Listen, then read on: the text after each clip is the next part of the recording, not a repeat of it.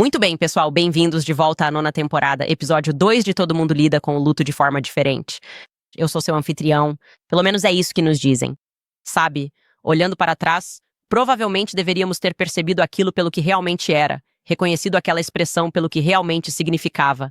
Mais uma campanha de relações públicas bem financiada contra pessoas que fazem perguntas importantes, envergonhando-as. Agora, talvez você se surpreenda ao saber quem realmente foi a primeira pessoa a dizer essa expressão lá no Turning Point USA, antes do memorial do Charlie. Em uma ligação corporativa, ou melhor, uma chamada no Zoom, que aconteceu apenas 5 dias e meio após o assassinato de Charlie, e falando em diferentes formas de luto, o agora ex-CEO do Daily Wire, Jeremy Boring, está de volta, tentando fazer um retorno para proclamar seu nome na imprensa. Depois de ter levado a empresa à ruína com suas pequenas mágoas e projetos pessoais de paixão, e como todo mundo na grande mídia, ele parece estar fazendo um teste para um papel na APAC em mim. De uma maneira já bem conhecida e tradicional de atacar publicamente Tucker Carlson e a mim, nos associando a bandidos do Antifa e também comparando este programa à pornografia. De qualquer forma, bem-vindos de volta ao Candace.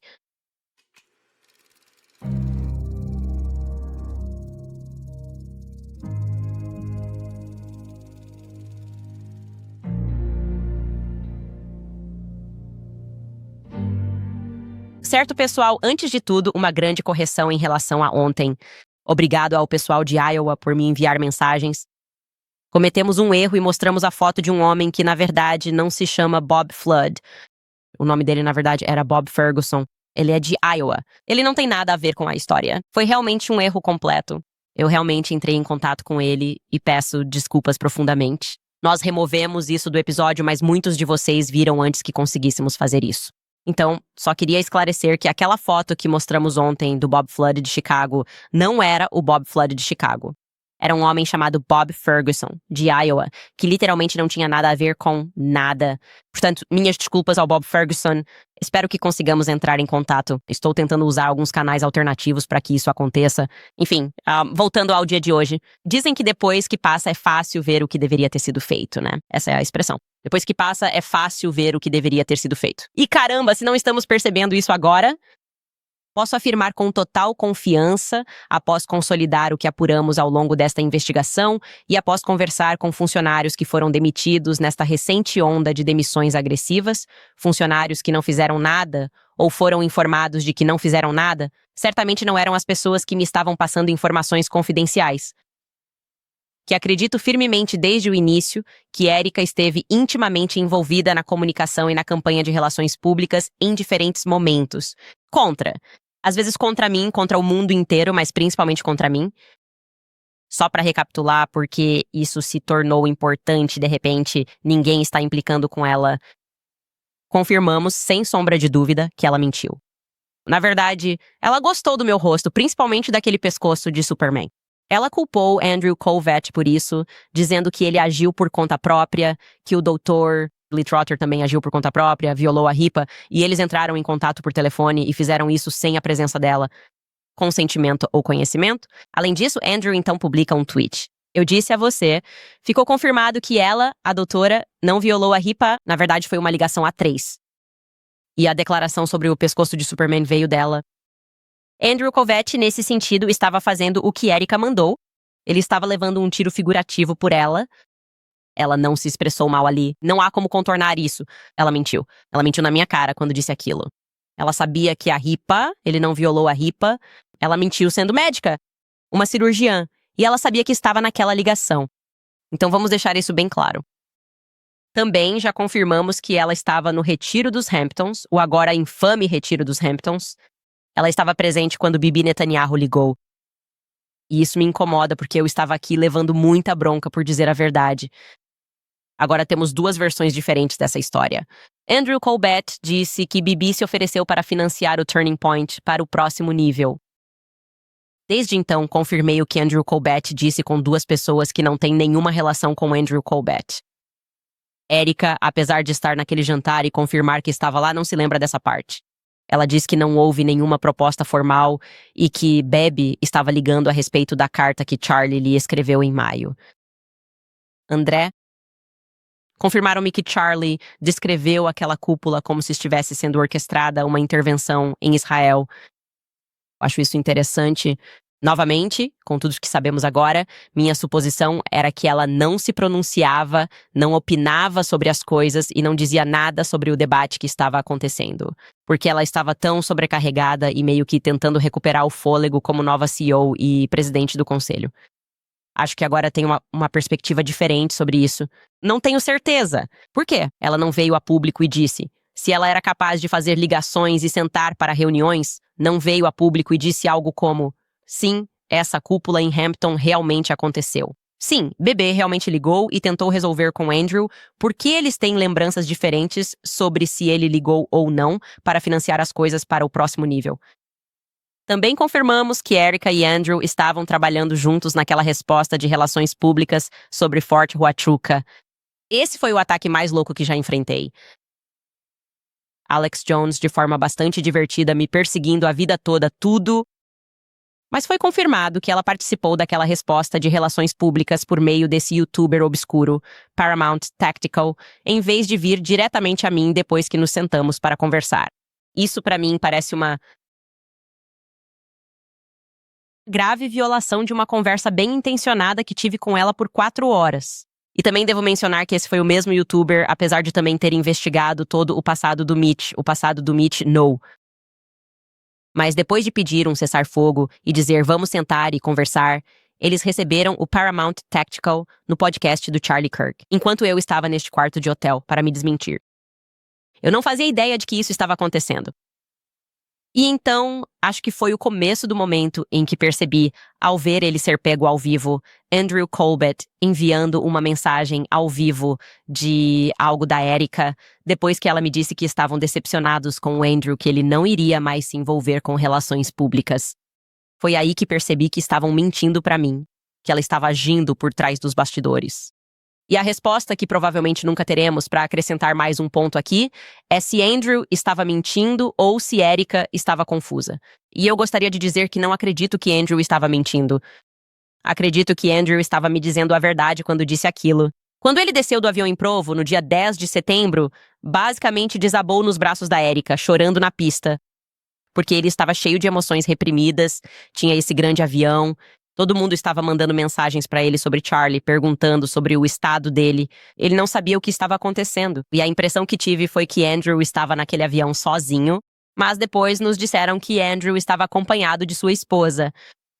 Mas Erica, durante nossa reunião presencial, não se lembrava da esposa dele descendo do avião. Quando perguntei e disse ele estava com a esposa dele, ela não conseguiu responder a essa pergunta sobre se Andrew voou ou não com a esposa para Provo.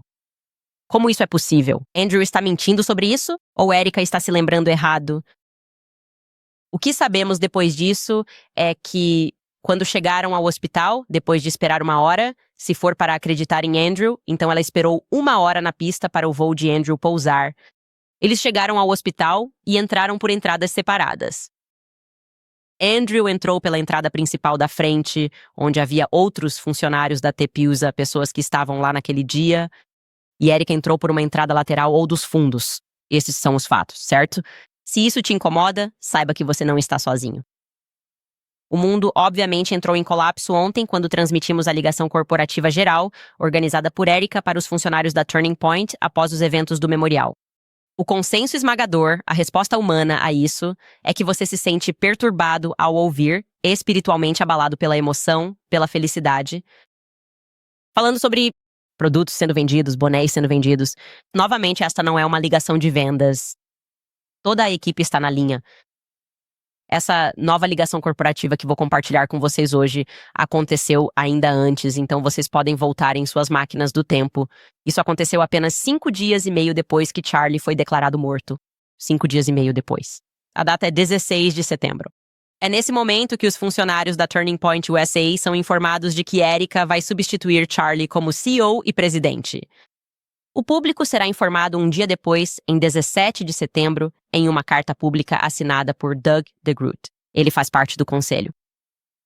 E devo deixar claro que quando Doug DeGroot, voltando e olhando para o anúncio, ele faz tudo de forma muito bíblica, o que é um tema comum aqui.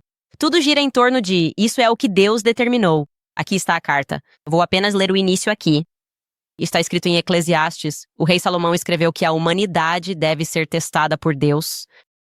Hoje estamos enfrentando uma prova assim, mas também sabemos que Deus nos preparou com tudo o que precisamos para superar essa provação.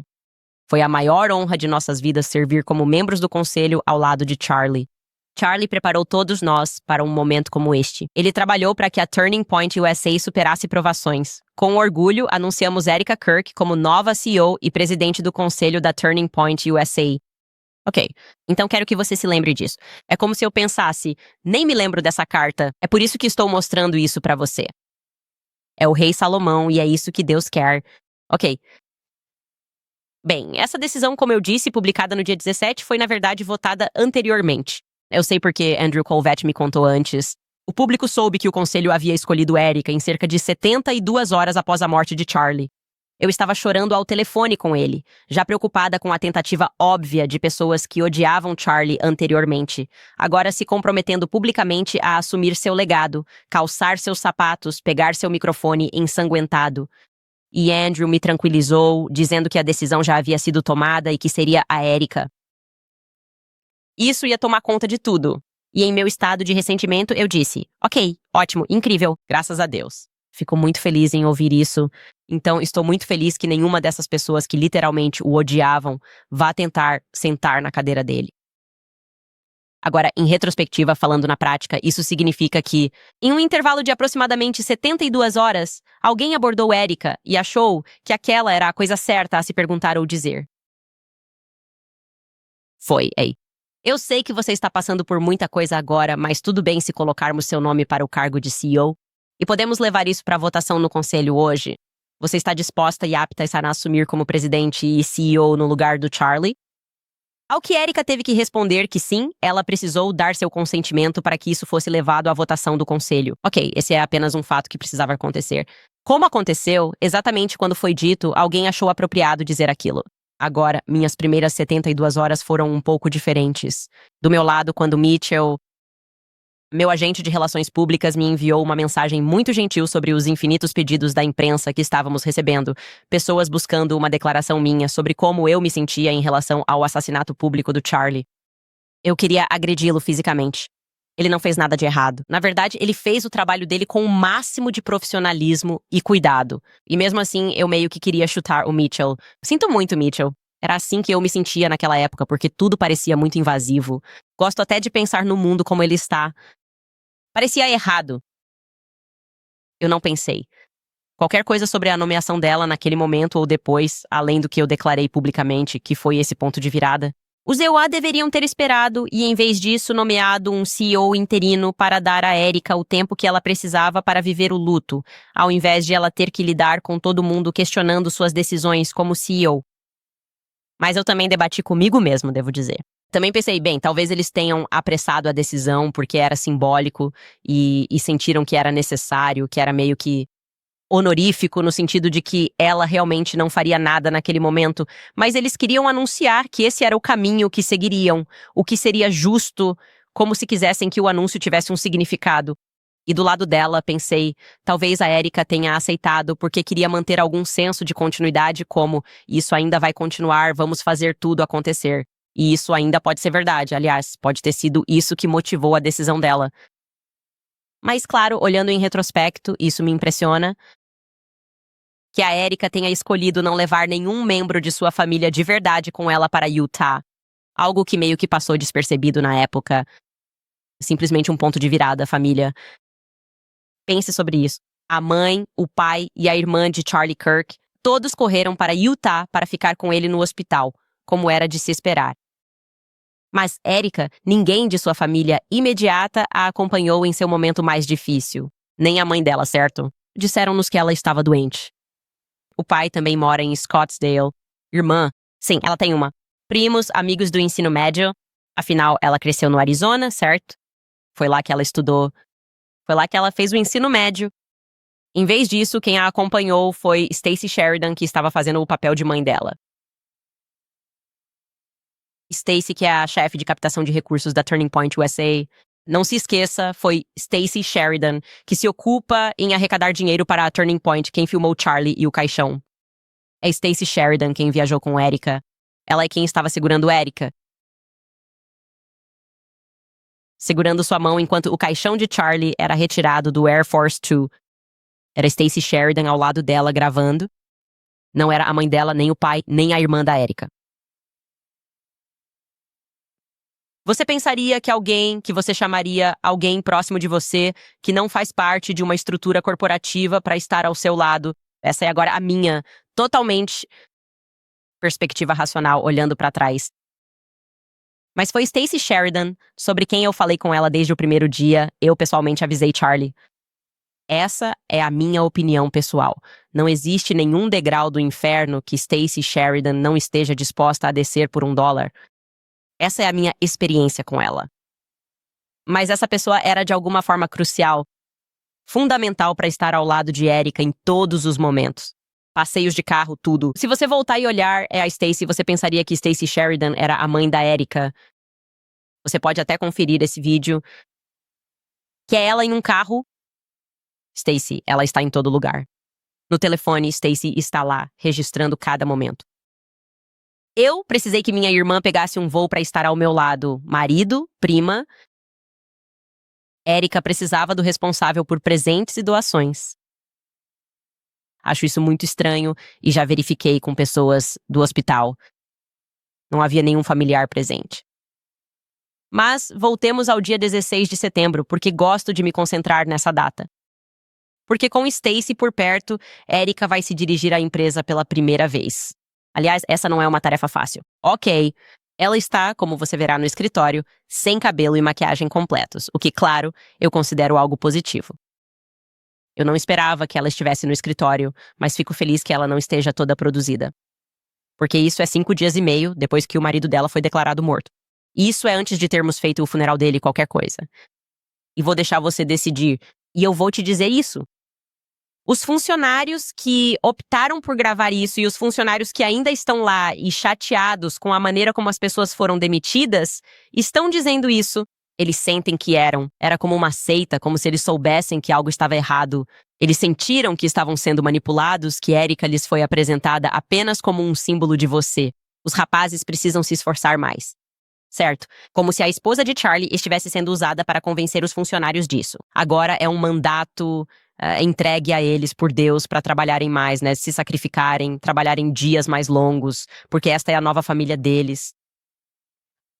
Essa palavra sempre me chamou a atenção, descrever os funcionários como uma família, para levá-los a trabalhar como cavalos só para depois demiti-los. Depois de levantar $250 bilhão, é insano. Como eu disse, pelo menos ela não está arrumada com cabelo e maquiagem. Ela está no escritório. Eu diria que a má notícia é que, mais uma vez, Erika vai se impedir de usar a palavra feliz. No contexto do Charlie. E como ele deve estar se sentindo no céu? Vou deixar isso rolar por 5 minutos seguidos e não há necessidade de contexto além deste. São 5 dias e meio depois que o marido dela foi assassinado publicamente. E sim, ao fundo, aquele é Terrell Farnsworth, o cara que tirou as câmeras. Mas nós vamos ver. Vamos ver um pouco de luto, então vou deixar vocês assistirem isso por 5 minutos. Tive conversas particulares com ele. Quero que todos vocês guardem isso e quero que todos vocês se lembrem disso profundamente. Quero que vocês escrevam sobre isso em seus diários. Quero que vocês possam contar isso para seus filhos. Quero que vocês guardem isso no coração como um motivo de ainda estarem aqui com a Turning Point USA. Porque é isso que queremos. E como eu disse ao nosso pequeno grupo, depois de seja lá que dia foi aquele, e eu fiz aquilo na TV, meus dias ainda continuam na sexta-feira. Eu disse à equipe, a Turning Point USA vai continuar como meu marido sempre quis e será maior do que nunca. E vamos honrá-lo fazendo isso. Vamos permanecer humildes. Vamos trabalhar duro porque é isso que ele gostaria e vamos fazer isso crescer e vamos manter nossos olhos fixos no céu. E sabe como até a Stacey disse, né? Ele vai encontrar maneiras de falar conosco e vai falar com você de formas diferentes. Cada pessoa vai ser diferente, mas você vai ter pequenos momentos em que vai pensar, ok, Charlie, eu te vejo. Pode ser aqui no campus.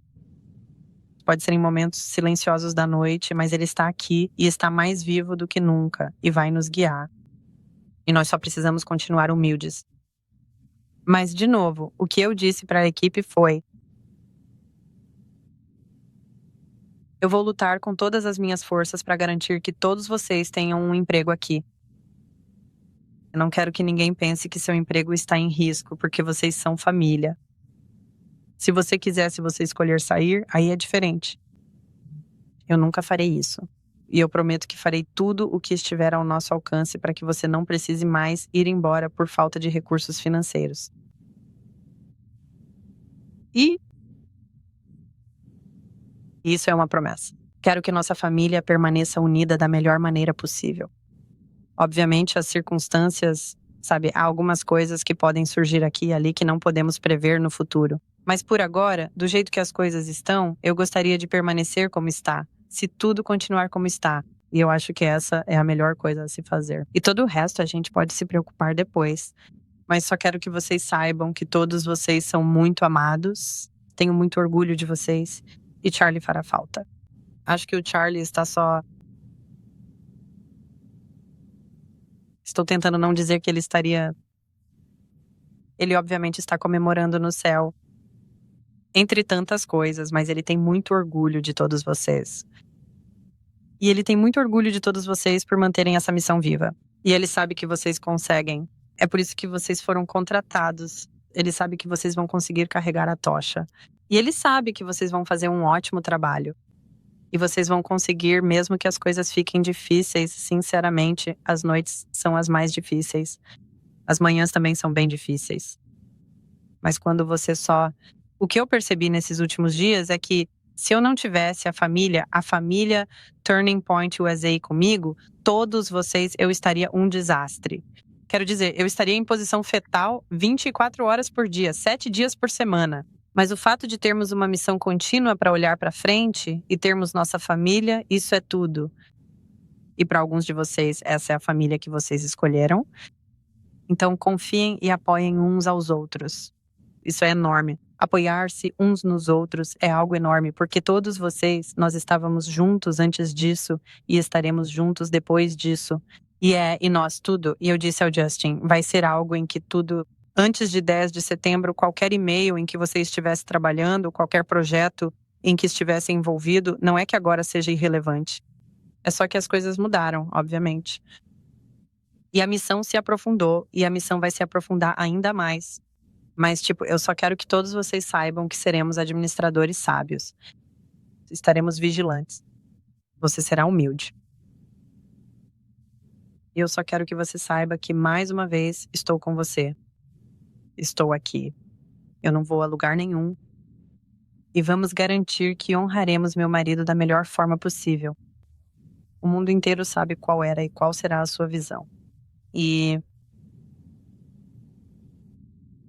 é que me sinto realmente tão abençoada e profundamente honrada.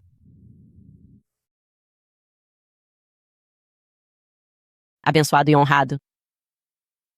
Isso é um trabalho insano como adjetivos. Eu não sei. Isso é um trabalho insano. É eu não consegui...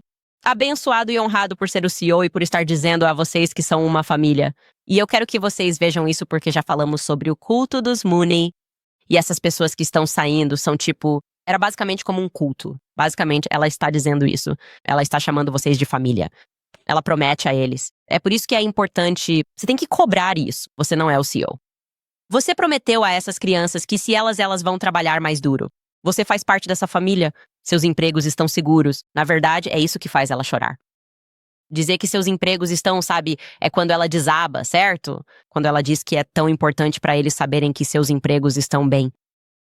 Eu me sinto emocionalmente ligada a vocês trabalhando pra mim. E aí você conecta isso ao que mostramos pra você de uma jovem.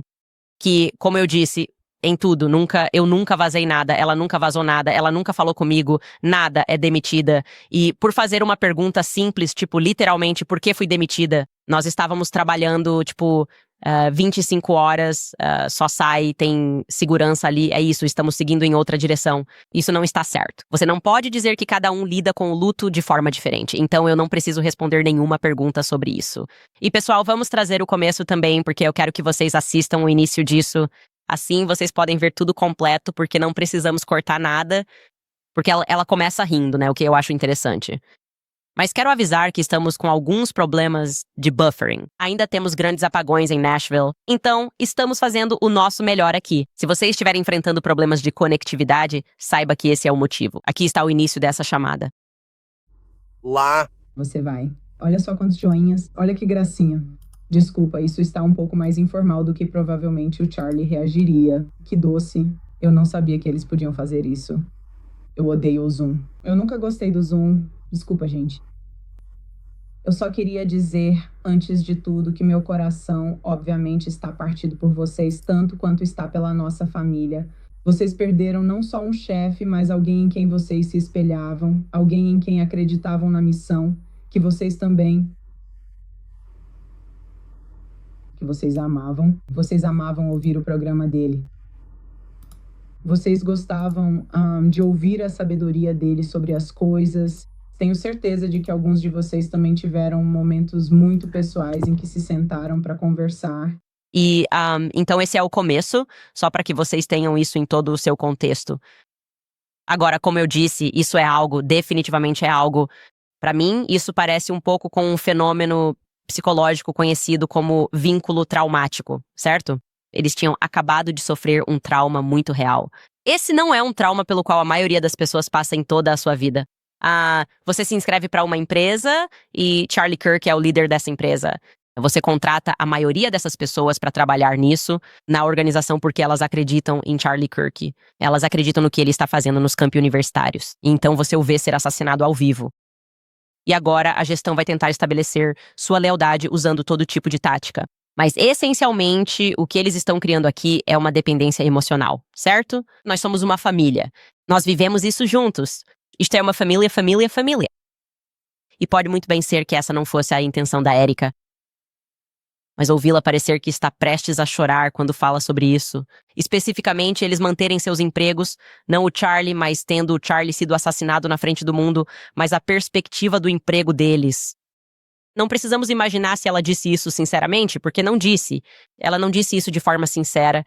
Depois de fazê-los trabalhar como cavalos, envolvê-los dessa forma, ela vai demitir um monte deles sem motivo ou sequer uma conversa. Isso é realmente traumático. Veja isso do ponto de vista do funcionário. Para quem está se perguntando, eles devem se sentir como se tivessem acabado de levar um soco na cara. Você teve que assistir ele morrer. Depois você é envolvido nessa emoção de somos uma família, nunca. Eu nunca faria isso. E é tipo, saia daqui, não deixa a porta te acertar na volta. Nós levantamos $250 milhão. Você nem vai receber um bônus. Agora vamos deixar isso continuar porque você vai ouvi-la. Na verdade, ela vai ser a primeira pessoa a dizer uma expressão que tem sido muito usada. Ela vai lembrar as pessoas de que cada um lida com o luto de forma diferente. 5 dias e meio depois que Charlie foi declarado morto no hospital. Ouça só.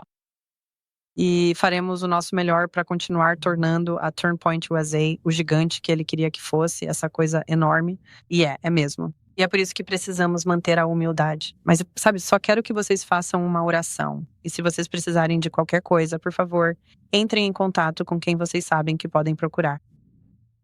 Orem uns pelos outros e permaneçam unidos. Sejam gentis uns com os outros. Cada um lida de forma diferente. Se alguém agir estranho, não tire conclusões. Casamentos e funerais revelam o lado mais estranho das pessoas. Qualquer um que já se casou sabe disso. Então, não tire conclusões sobre isso. Apenas amem uns aos outros. E se houver qualquer coisa ou pessoa tentando dividir sua equipe ou você, isso é só o inimigo. E apenas repreenda isso. E saiba que há uma missão maior em jogo. E mais uma vez, todos vocês são muito amados e me sinto muito honrado e grato por cada um de vocês. Então, só queria tirar um tempo para vir aqui e compartilhar minhas condolências com vocês.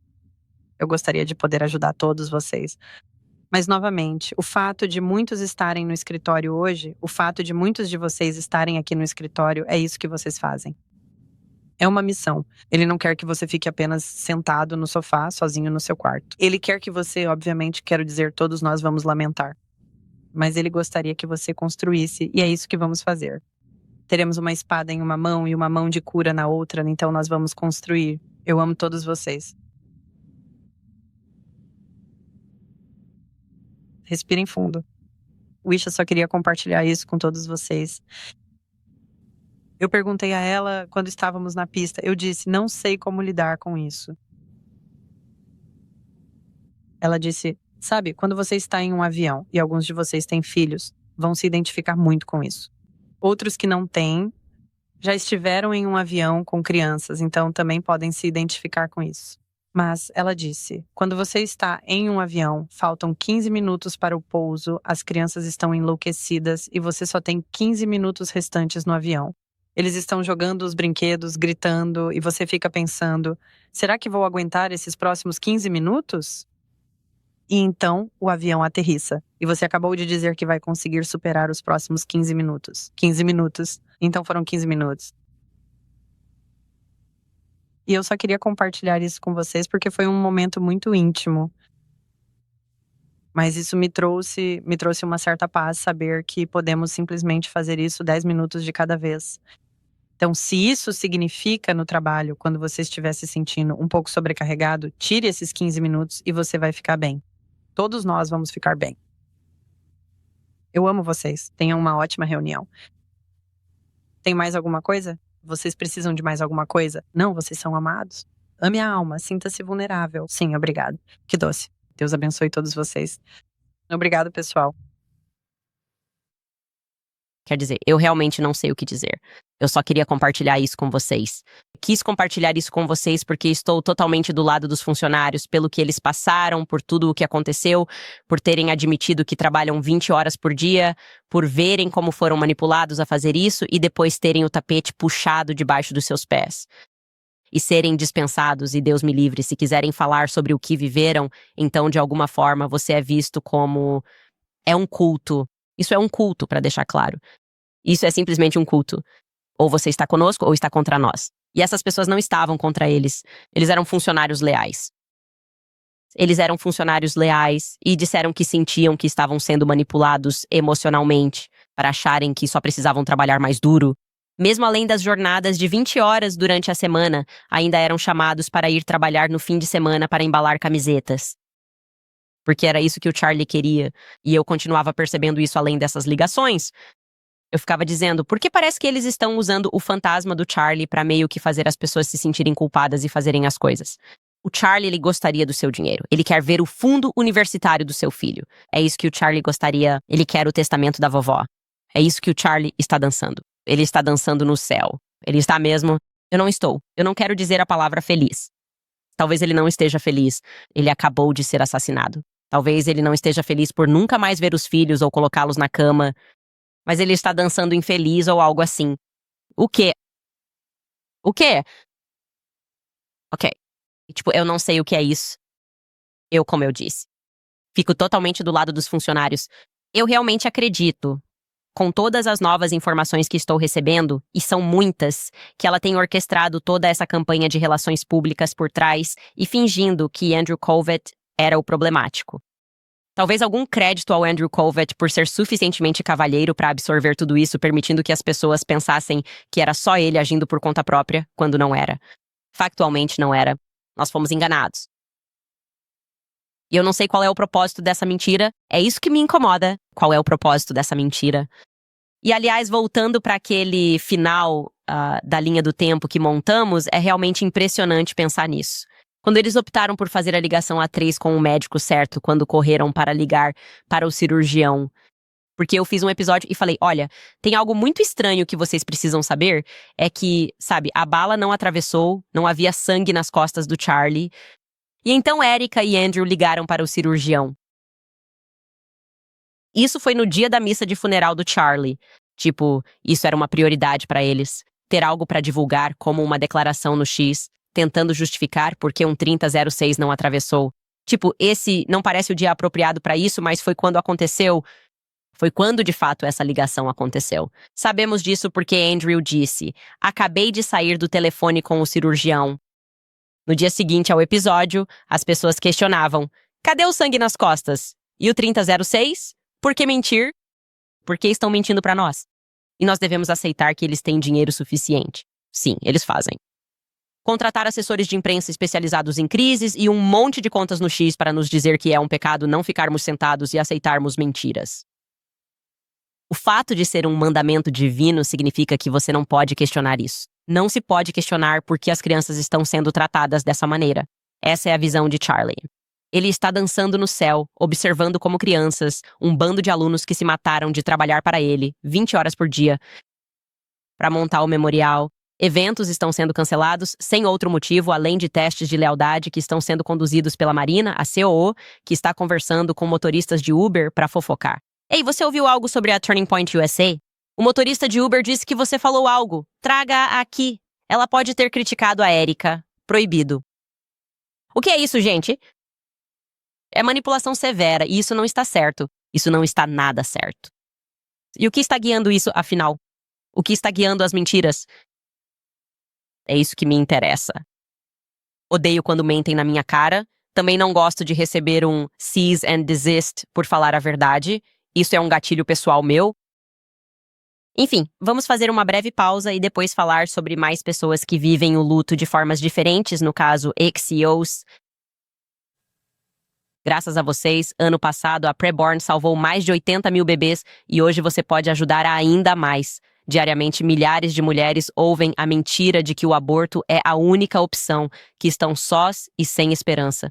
Mas tudo muda no momento em que uma mãe em crise entra em uma clínica da rede Preborn e vê seu bebê em um ultrassom. Esse único momento dobra as chances dela escolher a vida. Não é apenas uma imagem na tela, é ouvir o batimento cardíaco do bebê, talvez pela primeira vez, e naquele momento ela percebe que havia uma vida crescendo dentro dela e isso não é um problema que precisa ser resolvido. É uma vida que precisa ser protegida. Apoiaremos esse momento com oração e apoio. Por $28, você dá um ultrassom que salva vidas. Por $140, garante 5 ultrassons e 5 chances de vida. Vamos fazer deste o maior ano salvando bebês. Tome uma posição, seja ousado. Fale por aqueles que não podem falar por si mesmos. Doar. Disque 250 libras e diga a palavra-chave, baby.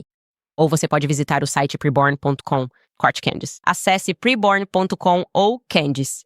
Lembrem-se que continuo usando Nimi Skincare porque facilitam a consistência. Há muita confusão sobre cuidados com a pele. Novos lançamentos incentivam as pessoas a mudarem sempre. Isso não ajuda a longo prazo. Escolho a Nimi por ser uma marca limpa, simples e feita para durar. Janeiro já é um mês sobrecarregado para muita gente. Sua pele está lidando com o ar frio e o calor seco. Sua agenda provavelmente está lotada e tudo parece mais intenso do que o normal. Bem, esse não é o momento de complicar as coisas. É o momento de praticar a consistência. A Nimi Skincare é feita nos DEUA e foi criada com disciplina acima das tendências. Faça da Nimi sua aliada no skincare. Visite nimiskincare.com hoje mesmo.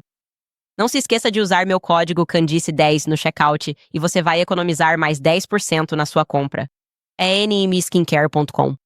Também quero contar para vocês sobre as chips Masa. Você não precisa mudar toda a sua vida em 2026. Como acabei de dizer, você pode começar com trocas simples, como substituir os lanches da sua despensa por opções com ingredientes de verdade, como a Masa. É a maneira mais fácil de comer de forma saudável, sem sentir que está de dieta. Os chips da Masa contêm apenas 3 ingredientes: milho orgânico, sal marinho e gordura de boi 100% alimentado com capim. Só isso. Não tem óleos vegetais, não tem produtos químicos misteriosos, só comida de verdade. Esses chips não só evitam tudo o que faz mal, como também tem um sabor incrível. Comer chips da Masa não tem nada a ver com comer chips comuns. Com a Masa você se sente satisfeito, leve, cheio de energia. Não há aquela queda de energia, inchaço ou aquela sensação ruim e de lentidão depois. E como esses chips são feitos com comida de verdade, eles saciam mais, então você não vai acabar comendo compulsivamente e ainda sentindo fome depois. Meus sabores favoritos dos chips da Masa são o cabaneiro e o sabor original também. Então, se você está pronto para experimentar a Masa, é só clicar no link na descrição do vídeo ou acessar masachips.com/Candice e use o código promocional Candice no checkout para ganhar 25% de desconto no seu primeiro pedido. Se você não quiser pedir online, a Masa agora também está disponível em todo o país no supermercado Sprouts mais próximo de você. Passe lá e pegue alguns pacotes antes que acabem. Eu diria que vivemos em uma época agora em que reconhecemos que vivemos em uma Matrix. Nós realmente vivemos em uma Matrix. E essa Matrix está completamente com falhas. Nós não sabemos onde isso vai acabar. É como se nós sabemos que eles estão mentindo. Eles foram pegos mentindo. Eles sabem que perderam o poder, mas ainda assim vão criar essa ilusão de que não perderam. Eles vão continuar escrevendo artigos. Eles vão continuar difamando pessoas que estão dizendo a verdade, mesmo que isso não tenha efeito. Tipo, não, na verdade a gente não se importa mais com o que eles escrevem, mas eles vão continuar fazendo isso. Eles vão nos dizer quem devemos gostar. Eles vão continuar fingindo que essas pessoas são populares e que aquelas pessoas são horríveis. Quando isso vai parar? Tudo parece falso, forçado e fictício. E estamos descobrindo que as pessoas que fingiam se importar com a liberdade de expressão são justamente as principais que tentam sufocá-la. Eles estão tentando sufocá-la agora. E não há exemplo maior disso do que, claro, o Daily Wire. Agora, o CEO do Daily Wire.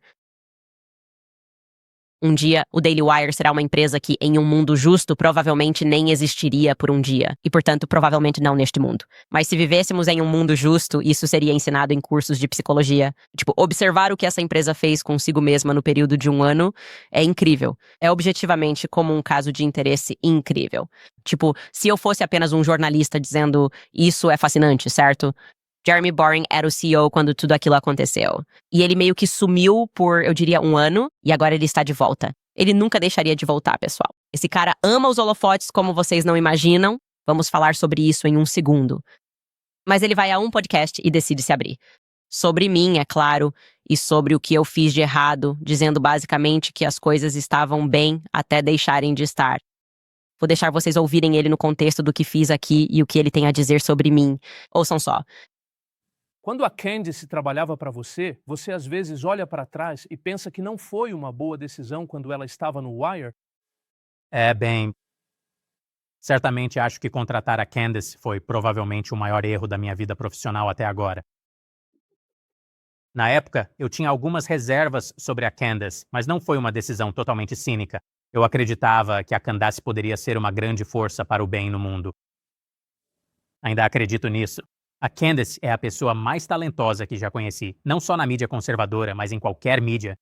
Ela tem isso. Ela tem aquele brilho de estrela. Você percebe isso no momento em que a conhece. Um carisma inacreditável, um charme inacreditável. A câmera simplesmente a adora.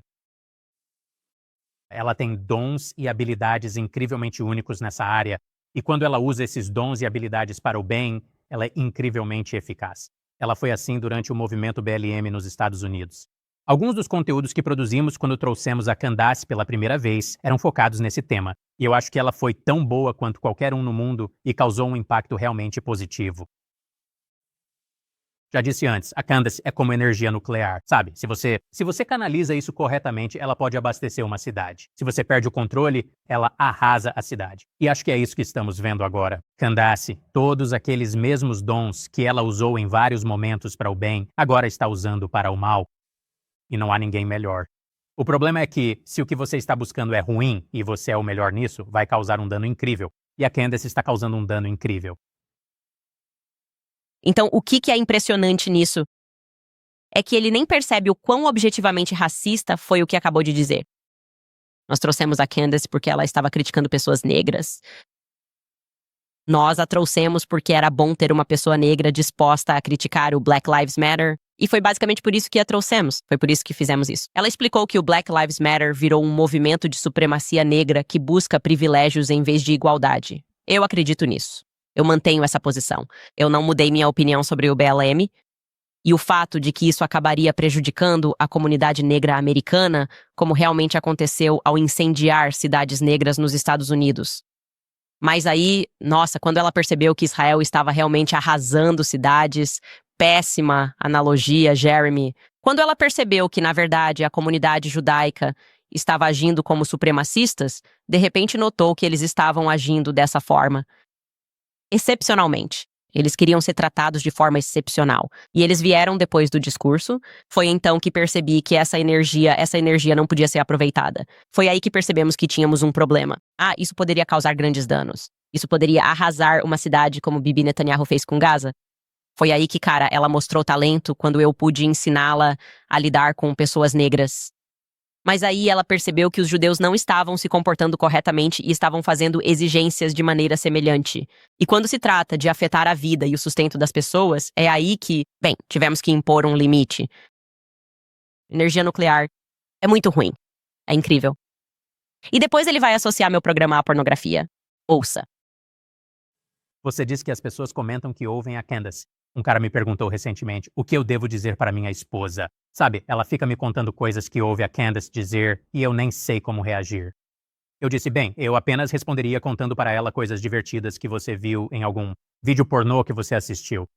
Ele disse, ué, do que você está falando? Eu disse, bem, o mesmo nível de vergonha deveria acompanhar ambas as afirmações. Alguém deveria se envergonhar de dizer publicamente que está assistindo Candace Owens agora. E Candace Owens, que está em guerra com a viúva de seu suposto melhor amigo, Charlie Kirk. Isso já passou de todos os limites. O fato de as pessoas conseguirem dizer com a maior naturalidade, o que você acha do que a Candace disse? O que eu acho é que isso é um tipo de pornografia. É pornografia retórica. Faz a mesma coisa que a pornografia comum faz. Provoca, estimula, é um pouco travês. É ótimo para conseguir cliques e gera muito dinheiro na internet. E você não deveria poder ver isso se tiver menos de 18 anos ou... Fui demitido por sugerir investigar pornografia. Não pergunte isso a ele. Não pergunte para ele. Sobre pornografia de verdade e de onde ela vem. Não faça isso. Nem pense nisso, porque aí você seria o tipo de energia nuclear que não conseguimos controlar direito. Falamos de pornografia. Devia falar de pornografia real. Fale de podcasts. O público nota que há 2 pesos e 2 medidas e que não cabem argumentos emocionais como os do BLM. E como estamos vendo Israel fazer hoje, dizendo que você não pode falar sobre os fatos.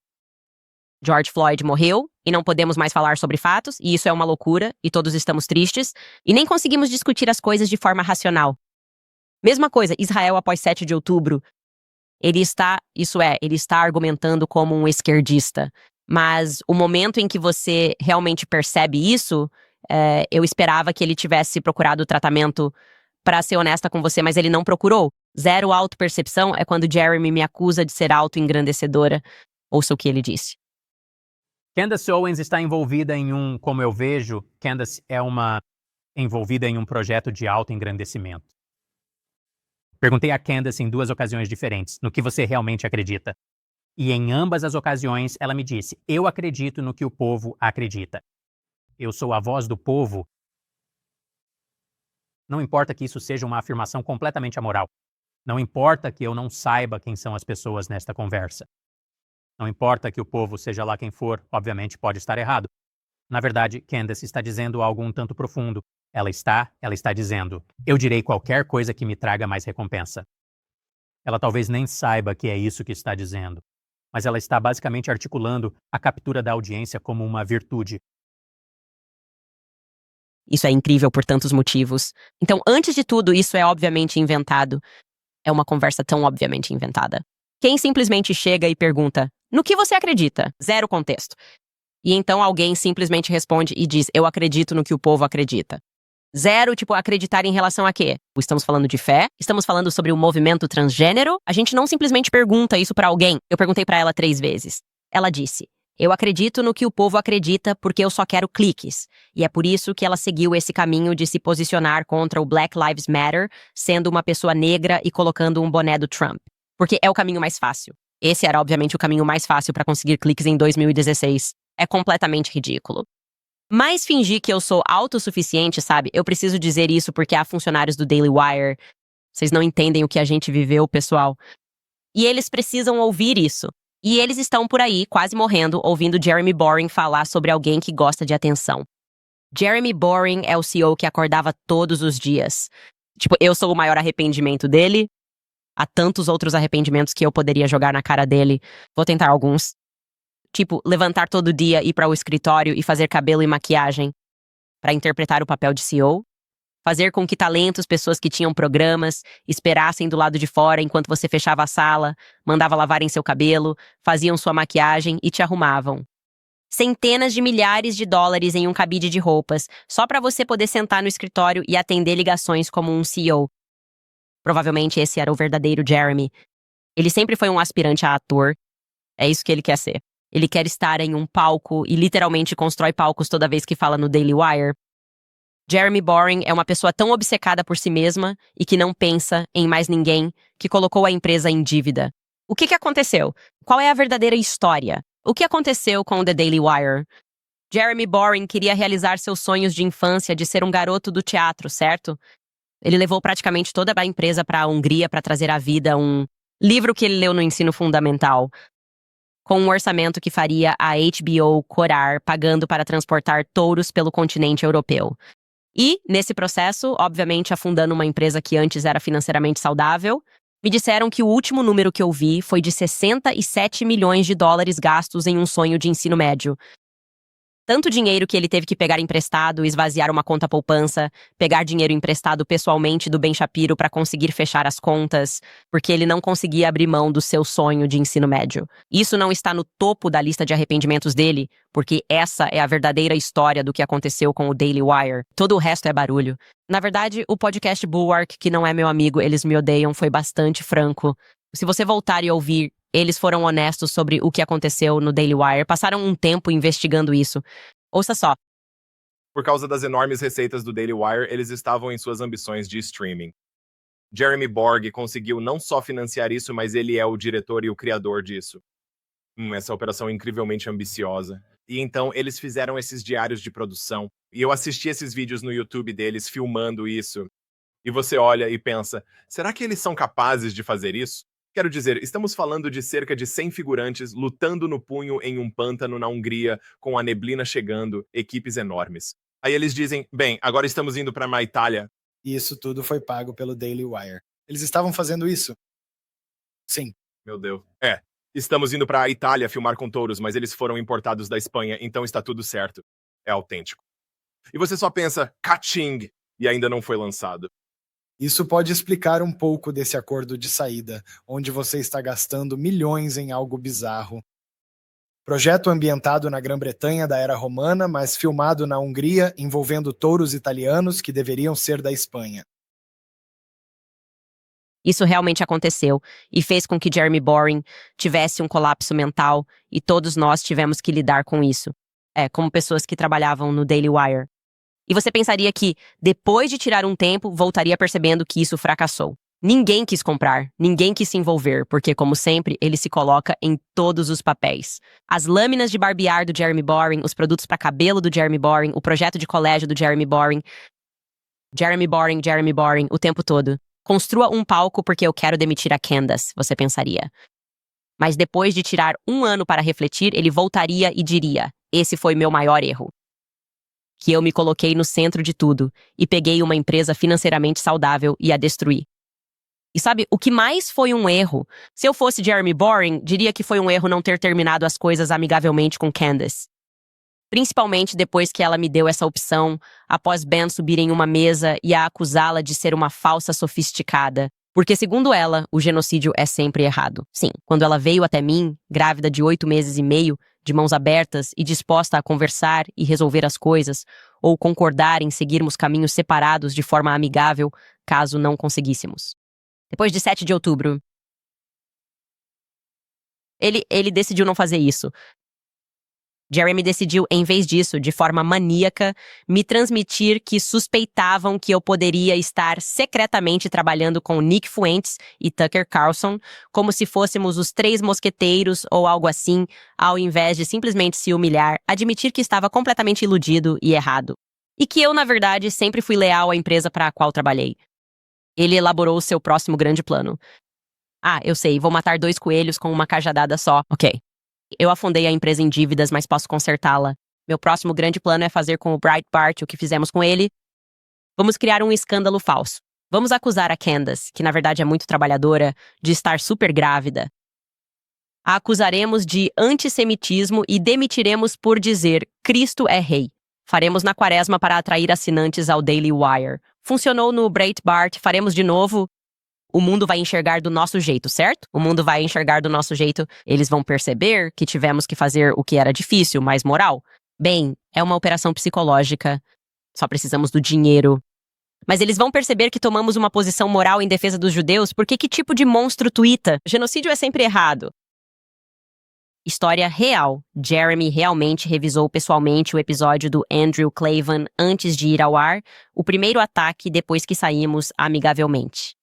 Jeremy provou isso. Ele é tão genial e tão confiante. A diretoria realmente acreditava que iriam conseguir um monte de assinaturas para o Daily Wire em massa. O mundo inteiro iria apoiá-los e seus problemas de dívida seriam resolvidos. E já se passaram 2 anos. E você pensaria, Jeremy, eu pensaria que você teria a coragem de admitir que foi simplesmente uma má decisão. Construir um palco, executar um enforcamento corporativo de escravo, entrar em guerra com alguém que teria saído amigavelmente. Acho que isso também pode ter deixado um gosto amargo na boca de muitos funcionários, muitos dos quais posteriormente saíram e vazaram informações para a imprensa o que havia acontecido.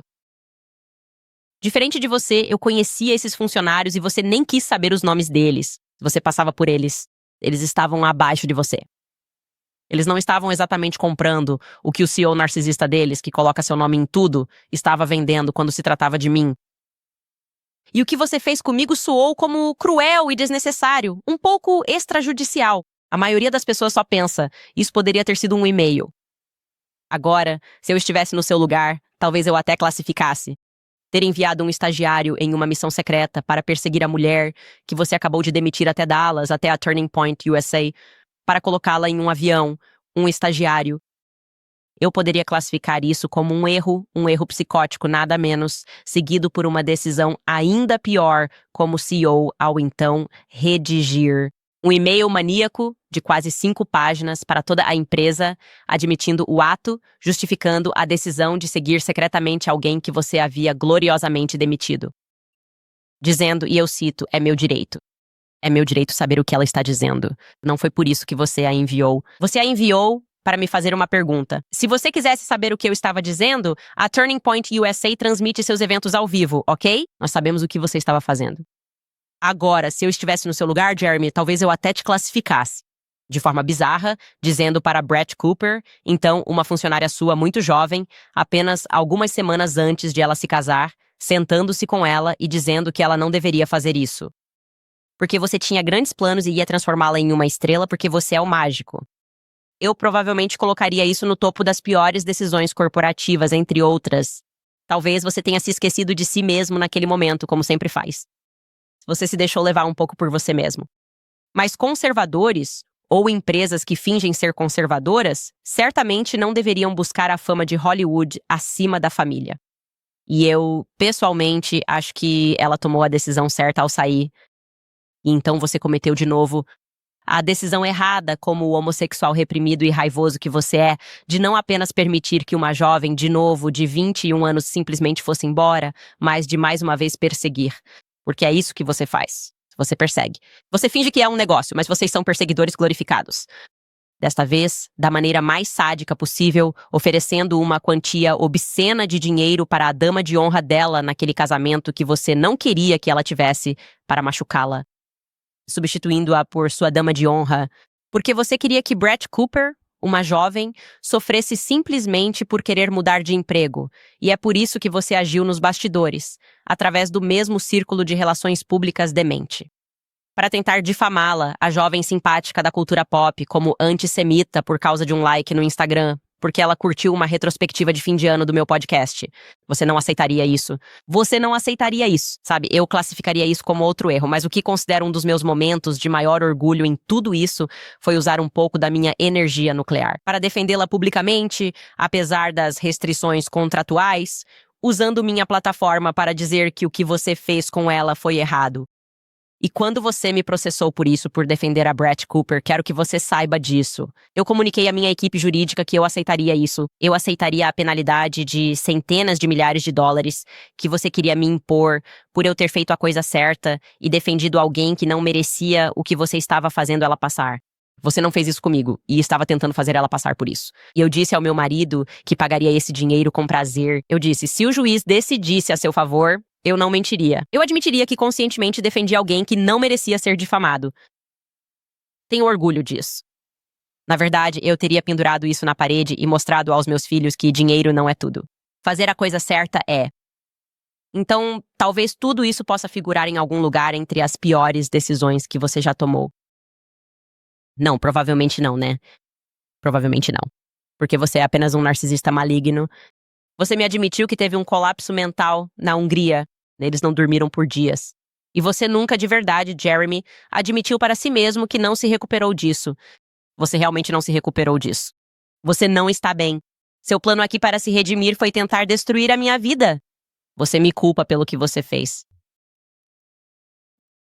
No processo, sinceramente, a única coisa em que você teve sucesso foi em arruinar a sua própria vida. Então, o que eu acho que realmente serve para você, Jeremy, é voltar para o Texas, onde você cresceu, aquela chave que você usa no pescoço, aquela chave torta que você usa como colar todos os dias. Para quem não sabe, essa chave, a empresa leva esse nome, Bent K Ventures, por causa de uma chave que ele mantém no pescoço há 28 anos. É da sua cidade natal e ela abre um teatro de brinquedo onde ele já se apresentou no palco. Acho que é pra lá que ele deveria voltar. Ele está mais apto a voltar para o Texas, parar de fingir no mundo real e retomar sua atuação no teatro de brinquedo. Que tal assim? Voltamos já. Certo, pessoal, rapidinho, eu quero lembrar vocês sobre a American Financing. Entre compras e viagens, é fácil se sentir sobrecarregado, ainda mais usando cartões para o básico. Se a dívida cresce, saiba que você não está sozinho. Se você é proprietário e pensou em mudar, mas hesitou pela sua taxa baixa, a American Financing criou o Smart Equity Loan. É o jeito inteligente de organizar suas finanças sem perder sua taxa de hipoteca. Diferente de um HELOC, que varia com o mercado.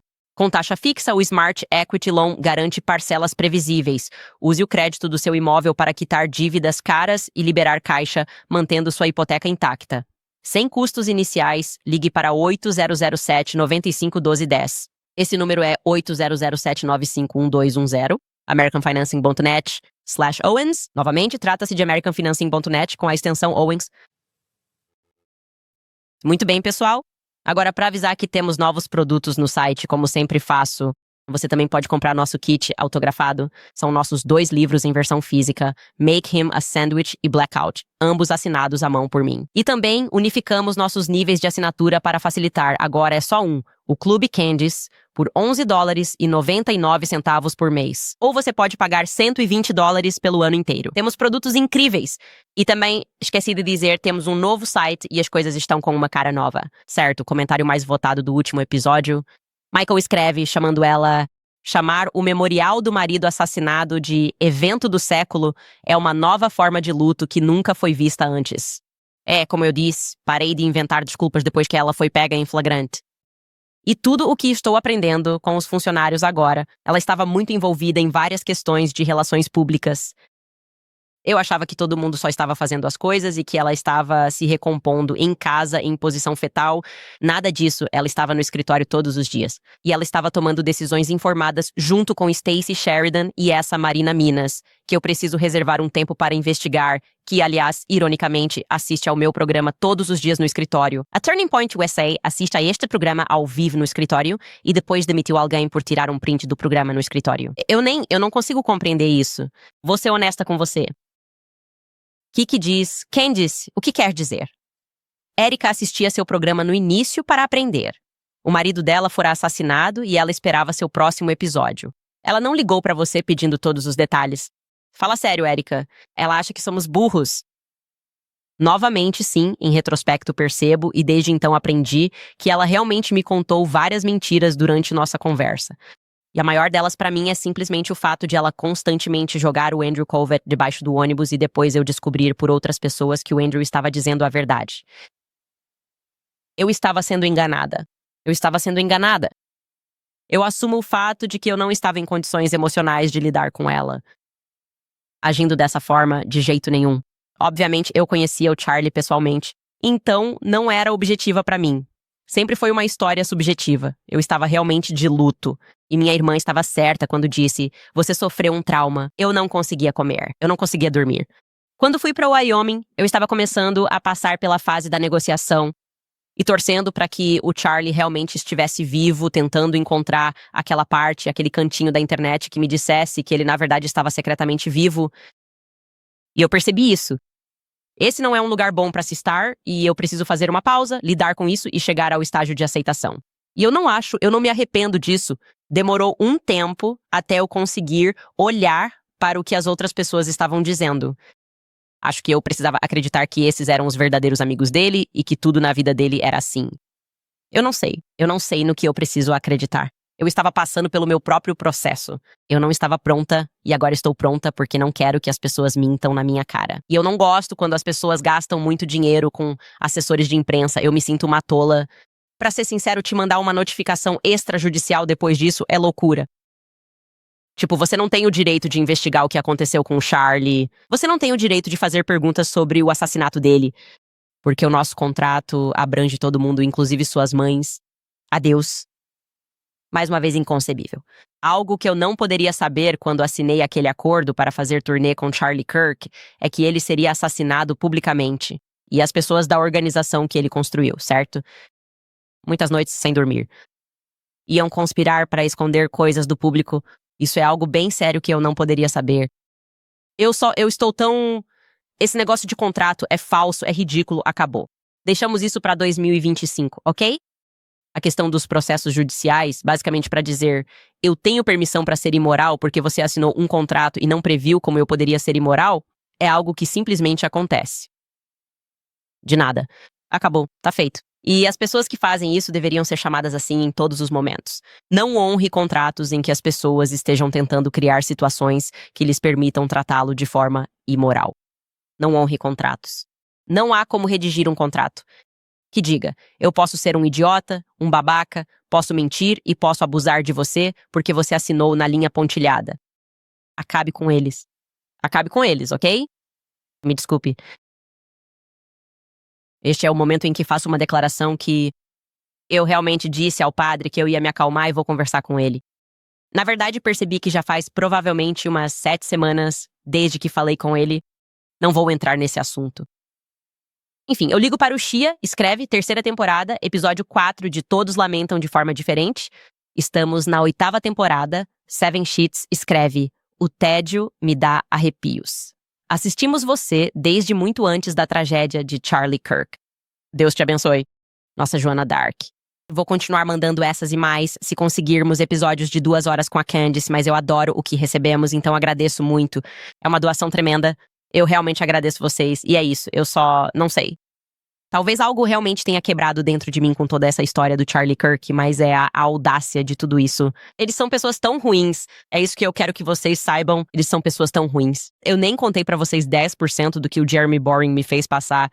Quero dizer, e sim, toda vez era, vamos te levar à falência. Vamos te levar à falência. Se você contar pra alguém o que estamos fazendo com você, vamos te levar à falência.